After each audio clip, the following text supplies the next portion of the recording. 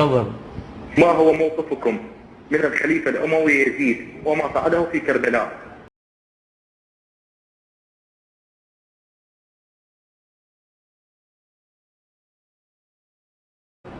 يزيد بن معاوية أمير المؤمنين، بايعه المسلمون بعد وفاة أبيه بيعة شرعية، بايعه المسلمون بعد موته بيعة شرعية بآخر العهد له من أبيه، واتفق المسلمون على بيعته، فهو خليفة وإمام من أئمة المسلمين ولا شك في ذلك.